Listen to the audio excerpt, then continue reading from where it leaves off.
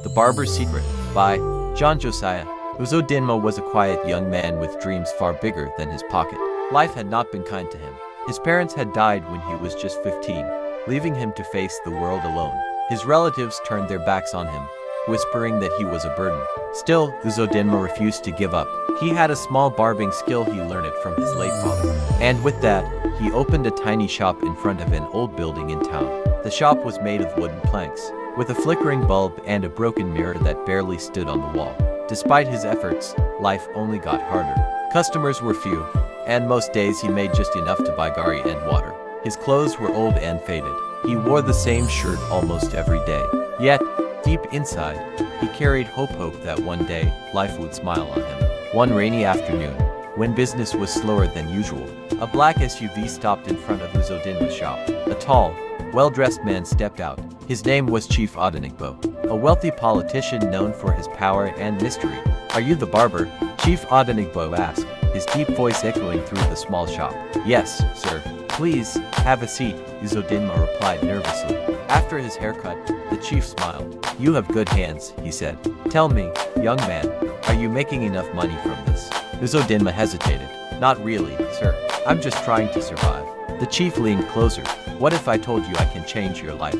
I'll pay you a huge amount of money just for collecting all the hair you cut every day and bringing it to me. You don't need to ask why.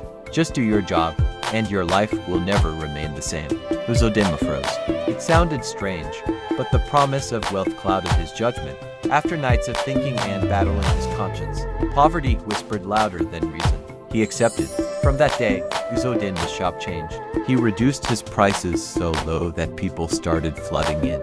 Some days he even barbed for free, smiling and saying, "Don't worry, I just want to help." Customers loved him. The shop that was once empty became the busiest in town. Every evening, he packed the hair carefully into a black nylon bag and delivered it to Chief Odenigbo's mansion. The chief always smiled, handing him thick bundles of cash. Uzodinma didn't ask questions. He didn't want to know. But soon, strange things began to happen. Weeks later, rumors began to spread. People who recently cut their hair at Uzodinma's shop started falling sick mysteriously. Some complained of severe fevers, others of nightmares. Then, one by one, they began to die slowly, painfully. At first, Uzodinma didn't believe the rumors. But when one of his close friends, Shinidu, a regular customer, died after cutting his hair in the shop, guilt began to grow inside him. That night, he couldn't sleep. He stared at his hands and whispered, "What have I done?" He decided to confront Chief Odenigbo.